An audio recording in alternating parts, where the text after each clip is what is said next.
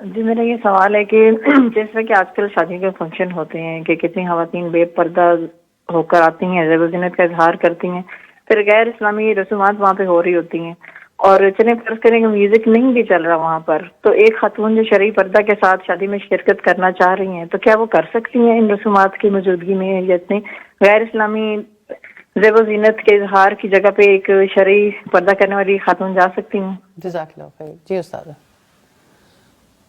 بات یہ کہ آپ سوسائٹی سے کٹ آف ہو کے، رشتہ داریوں کو توڑ کے، آخر یعنی کس قسم کا اسلام اپلائی کرنا چاہتے ہو، اس پر عمل کرنا چاہتے ہو. رشتہ داریاں تو برقرار رہنی چاہیے. ہاں اللہ کی آیات کا کہیں مذاق اڑایا جائے تو وہاں سے اڑ جانا چاہیے.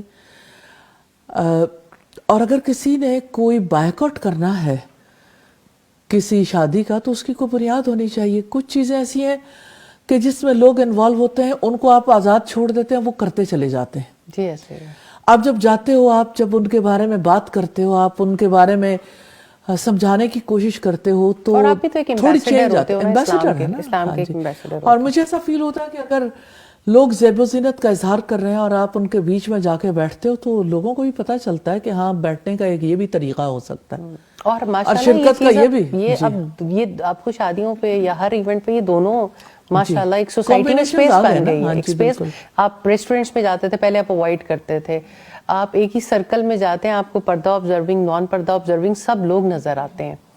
آج میں ایک تحریر پڑھ رہی تھی، یاسین ظفر صاحب نے اپنی بیگم کے ساتھ مارکیٹ میں گئے اور انہوں نے پوچھا کہ کیا ہو گیا فیصل آباد کے بازاروں میں کہ خواتین بہت ساری پردے میں نظر آ رہی ہیں. تو پھر انہوں نے بتایا کہ الحمدللہ وہ جس بازار کے قریب گئے تھے وہاں پر ایک ادارہ آپ کی طرف سے کھولا گیا ہے. تو بہت سوسائٹی میں چینج آ رہا ہے. یعنی اگر آپ سب چیزوں سے کٹ آف ہو جاؤ گے تب بھی کوئی فائدہ نہیں ہے. آپ ڈائن آؤٹ نہیں کرنے جا رہے، آپ فیملیز کے ساتھ باہر نہیں جا رہے، شادیوں پہ نہیں جا رہے، لیکن وہ دل یہ جو استاد، لیکن ایک جو اگلی بات ہے کہ جہاں اللہ کی آیات کا مذاق اڑایا جا رہا ہے، آپ ولیمے میں بھی جوائن کرنا چاہتے ہو نا. ہم جیسوں کو تو ویسے ہی کوئی مہندیوں پہ بلاتا نہیں ہے، ان کو اندازہ ہے کہ یہاں پر تو نہ ہم جانے کی کوشش کریں، لیکن استاد ولیمہ بھی کوئی مہندی سے کم نہیں رہ گیا.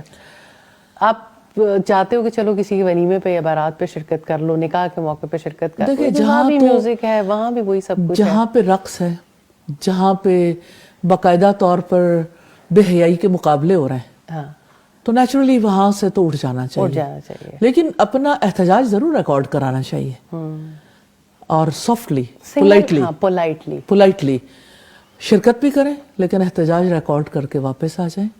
یعنی اس میں اس دوران نہیں ہونا چاہیے. میں نے دیکھا ہے کہ لوگ جو ہیں وہ بھی خیال کرتے ہیں، پھر اگر کوئی اسٹرانگ ہو اس بارے میں، اپنے موقف پر قائم ہو، تو لوگ بھی کہتے ہیں اس کی موجودگی میں تھوڑا ٹھہر جائیں، بعد میں دیکھ لیں گے. تو بہرحال اپنا اتنا تو اللہ سبحانہ تعالیٰ سے اسٹرانگ ریلیشن ہونا چاہیے کہ آپ کی موجودگی میں یہ حرکتیں نہ ہوں.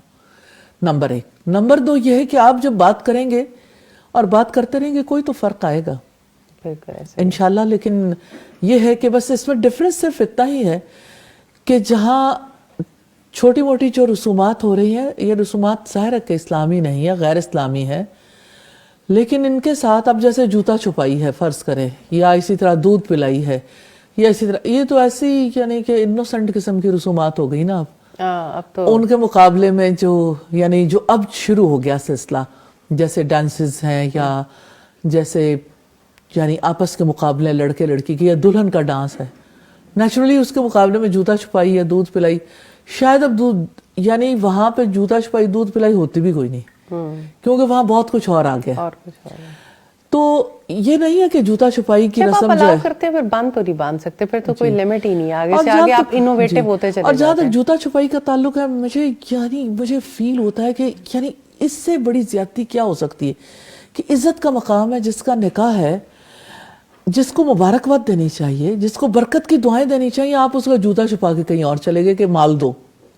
یعنی ہر جگہ پہ نا مانگنے کا سلسلہ جو ہے نا اس قوم سے ختم نہیں ہوتا، فقیری نہیں ختم ہونی. مجھے استاذہ لگتا ہے 2025 کی آپ کی ریزولوشنز میں سے ہے کہ لوگوں کو یہ بھیک کے کانسیپٹ سے نکالا جائے. جی بالکل. الحمدللہ. اور یہ بھیک شادی کے دن تو نہیں مانگنی چاہیے، جوتا چھپا کے، دودھ پلا کے. تو میں تو اسٹرانگلی یہ کہنا چاہتی ہوں کہ شادی کے موقع پر فقیر نہ بنے. لاکھوں کروڑوں لگاتے ہیں لیکن فقیر بننے سے باز نہیں آتے.